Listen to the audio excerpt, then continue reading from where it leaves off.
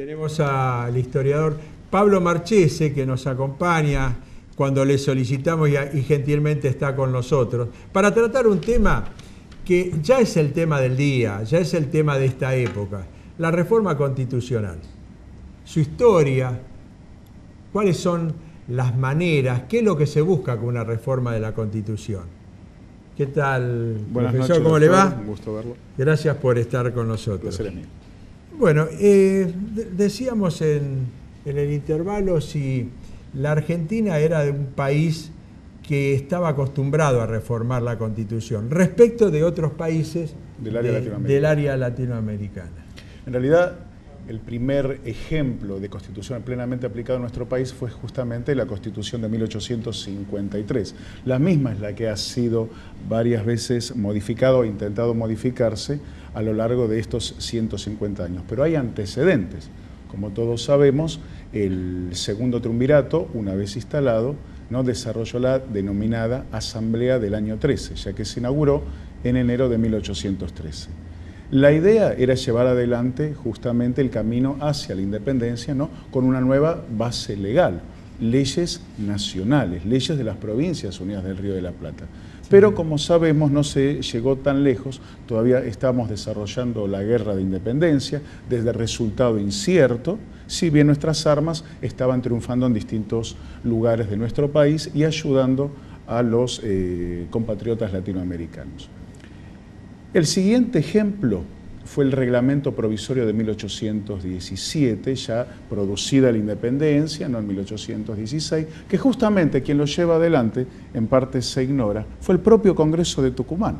El Congreso que declaró la independencia en 1816, luego se traslada a Buenos Aires para proseguir sus debates. Claro. Y en Buenos Aires nuevamente se discute la necesidad de tener un sustento legal firme. Pero su nombre lo indica, reglamento provisorio. No pudo sentar las bases de la organización constitucional. Luego se intentó nuevamente en dos oportunidades, 1819 y 1826. Pero lamentablemente acá viene la gran discusión histórica de esos tiempos. ¿Cómo debía ser esa constitución? ¿De base unitaria?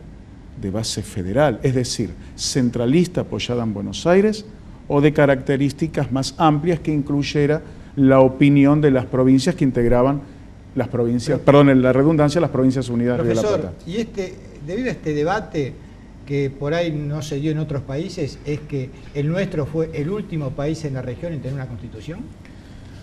Lamentablemente tiene que ver con las características propias de la Argentina en esa época. No olvide usted que hubo 30 años de luchas civiles, justamente por no ponerse de acuerdo sobre el sistema. Creo que necesitaríamos más tiempo para tal vez poder dialogar sobre lo que fue el enfrentamiento entre unitarios y federales. Hablamos en la pausa de que en otras naciones del área latinoamericana eran más bien denominados conservadores y liberales, ¿no? ¿Qué pautas era para desarrollar el modelo de país? Al no haber acuerdo y habiendo tanto equilibrio entre ambos partidos políticos, lamentablemente esos 30 años llevaron a que no se pudiera decidir definitivamente cuál era el modelo constitucional. Claro, Caseros es lo que marca, hace el punto de inflexión. El punto de inflexión en la historia de nuestro país, del punto de vista constitucional, es Caseros. Ahora vemos dos formas también de intentar construir un país, ¿no es cierto? Nosotros tardamos 30 años, un poco más de 30 años, en llegar a la Constitución con este debate que usted está diciendo entre unitarios y federales. En los demás países también se debatía. Y hacían constituciones permanentemente. Subió un gobierno, tenía su constitución. En el próximo gobierno y hacía otra constitución. Y eso fue a todos los países de la sociedad. Sin embargo, acá no se daba la constitución. Volvamos al punto que decíamos de 1853. Cuando en nuestro país finalmente se puede establecer la misma, hay que tener presente, si usted me permite, una frase del que fue el gobernador de la provincia de Buenos Aires, el brigadier general Juan Manuel de Rosas, ¿no?, cuando le escriben una carta a Facundo Quiroga, también líder federal, que mucha gente, sin embargo, ignora, que lo que voy a decir puede resultar hoy llamar un poco la atención, que ellos, desde el punto de vista, si se quiere, de las ideas, eran federales, pero la manera de organizar el país, ellos la entendían unitaria. ¿Qué significa esto? Que en medio de un país que todavía no está organizado, era importante tener un gobierno centralizado fuerte, no que sometiera a las provincias, pero que tengamos presente, si el país no está organizado, está en sus primeras etapas, es necesario un gobierno fuerte, ¿no? Lamentablemente, esto tal vez o no se entendió y derivó en esa lucha fratricida que finalmente se define en 1853. ¿Quién la define? Es un federal, en este caso el gobernador de Entre Ríos. Sin embargo, a pesar del nombre, que es una constitución de carácter federal, en la práctica resultó siendo una constitución unitaria, o más bien liberal. Tengamos presente que la Argentina adoptó como modelo de constitución uno muy similar al norteamericano, estadounidense. ¿Por qué? Porque las constituciones europeas, si bien, entre comillas, para la época eran democráticas, eran monárquicas. Monárquicas constitucionales, por supuesto, pero monárquicas. Y nuestro país necesitaba un ejemplo republicano. Claro. Bueno, 1853 es el quiebre, es el punto de inflexión. Pero Buenos Aires no acepta. No. Buenos Aires se mantiene al margen. Sigue la vieja disputa sobre la importancia económica del puerto de la ciudad. ¿Quién se queda con lo que recauda la aduana? Recordemos que las pocas divisas fuertes se obtienen de la aduana porteña, ¿no?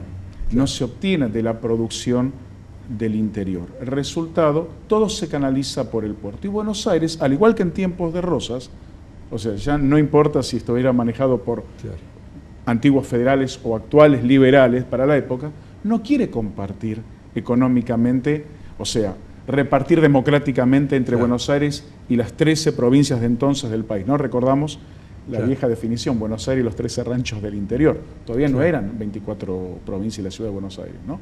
Era más pequeño en ese aspecto. ¿Y cómo se zanja esta diferencia? Y recién o sea, Buenos Aires se integra por un acuerdo luego de la batalla de Pavón. Esto también es interesante destacar. ¿Se libró o no se libró la batalla de Pavón? Esto no coincide en los historiadores. ¿Se enfrentó el gobernador Mitre con el presidente Urquiza? Es verdad que simplemente se midieron y el general Urquiza decidió con sus tropas se retira y deja simplemente el campo de batalla, teniendo la posibilidad de ganar militarmente la batalla. Con todo el respeto que merece la figura del general Bartolomé Mitre, hay una vieja frase, usted seguramente doctor la conocerá, ¿no? Que como general era muy buen poeta y como poeta era muy buen general. Yo creo que en el caso de un enfrentamiento tenía más posibilidades el brigadier general Urquiza que Bartolomé Mitre, por un detalle que para la época era importantísimo, ¿no? Su fuerza era fundamentalmente caballería, sobre fuerzas de infantería. Si hubiera combatido tal vez con el general Paz, yo hubiera tenido mis dudas, ¿no?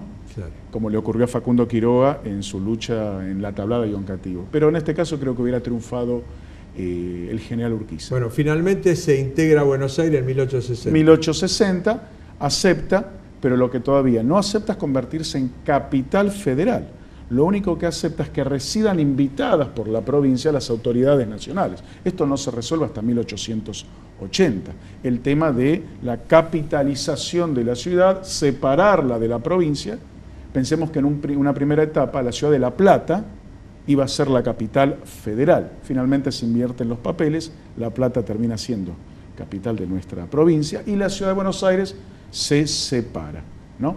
Pero desde un punto de vista constitucional queda en esa época muy en claro, en una pequeña reforma, que es el presidente la máxima autoridad de la ciudad de Buenos Aires. Recordamos que hasta la reforma de 1994 había un intendente, era municipalidad de la ciudad de Buenos Aires, pero quien lo designaba era el presidente.